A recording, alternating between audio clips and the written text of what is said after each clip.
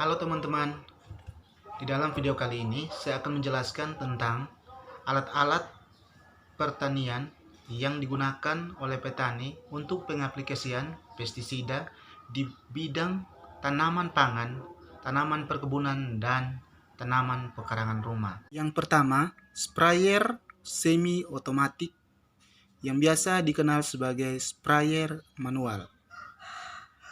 Sprayer ini biasa digunakan oleh petani dikarenakan harganya terjangkau dan juga dapat ditemukan di toko-toko pertanian terdekat. Di sini saya akan menjelaskan yang pertama, sprayer semi otomatik atau yang biasa dikenal sebagai sprayer manual. Sprayer manual biasa digunakan sebagai alat aplikasi pestisida di perkebunan dan juga di tanaman pangan. Yang berikut adalah gambar dan bagian-bagian pada semi otomatik atau pada semi sprayer manual. Keterangan gambar. Keterangan pada gambar teman-teman dapat lihat di sini. A adalah ruangan pompa, B klep, C klep, D selang pengeluaran, E tangki pompa, F tangki sprayer. Adapun kegunaan dari bagian-bagian yang ada pada sprayer manual. Yang pertama, ruang pompa berfungsi sebagai pompa cairan yang ada di dalam tangki sprayer. Yang kedua, klep untuk memecahkan cairan yang disemprotkan menjadi tetesan-tetesan kecil. Yang ketiga, selang pengeluaran berfungsi untuk mengeluarkan cairan dari dalam sprayer. Yang ketiga, tangki pompa untuk memompa cairan pestisida.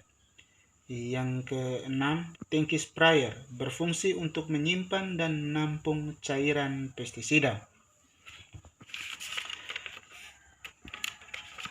Adapun cara kerja dari sprayer semi otomatik ini adalah memecah cairan menjadi butiran partikel halus yang menyerupai kabut dengan bentuk ukuran yang halus ini, maka pemakaian pestisida akan efektif dan merata ke seluruh permukaan daun atau tajuk tanaman.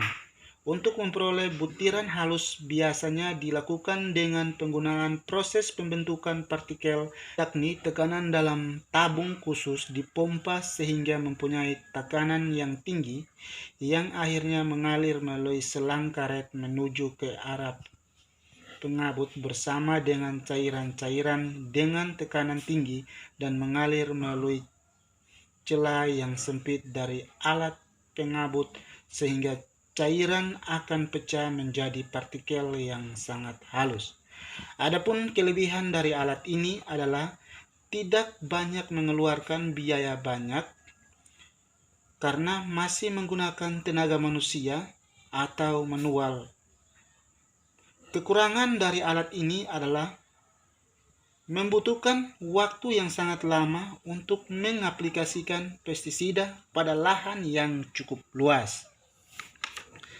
Yang berikut, mist blower.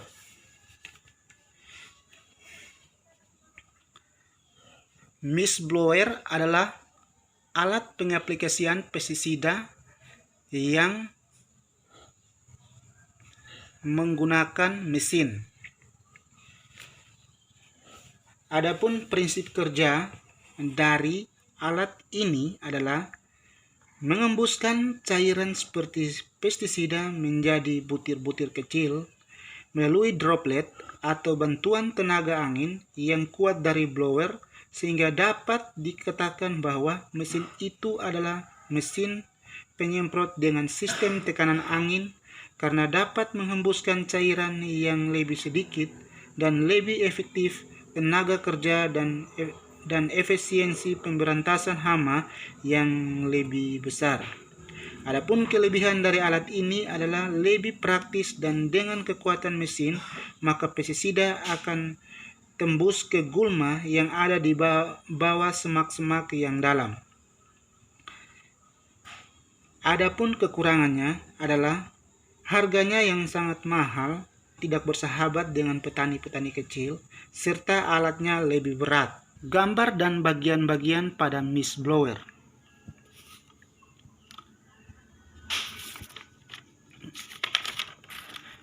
Yang pertama,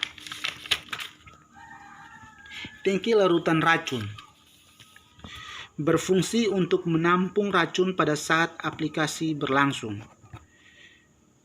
Yang berikut, kepala pengembus berfungsi untuk mengembuskan cairan dari dalam tangki ke tanaman yang terserang hama. Yang berikut, air blower berfungsi untuk menjaga kestabilan agar mesin tidak gampang panas. Yang berikut, tangki bahan bakar berfungsi untuk menampung bahan bakar untuk proses pembakaran dalam mesin. Yang berikut, mesin penggerak berfungsi untuk menggerakkan mesin atau menghidupkan mesin.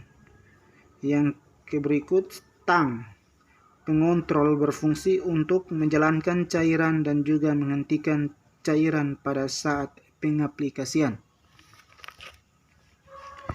Yang berikut, soil injector.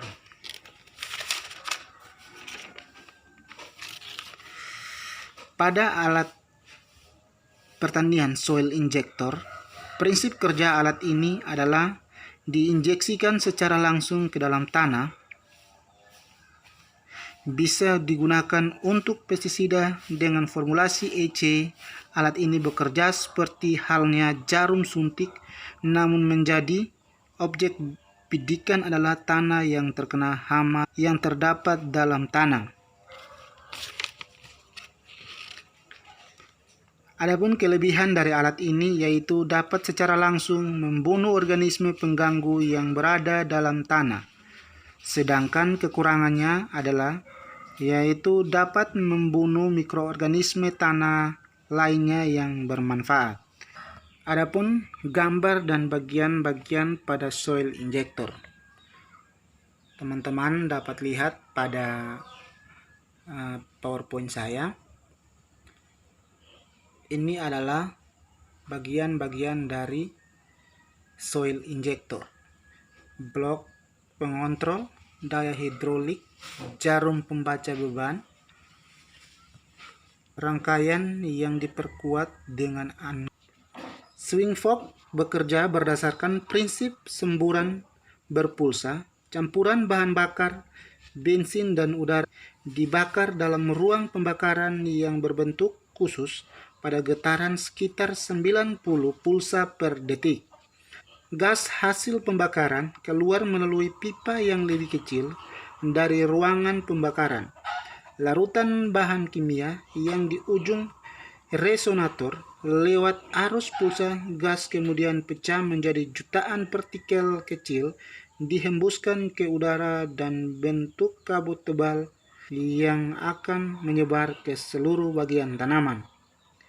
Kelebihan alat ini adalah dapat menjangkau area yang cukup luas, sedangkan kekurangannya adalah alat ini hanya efektif selama beberapa saat.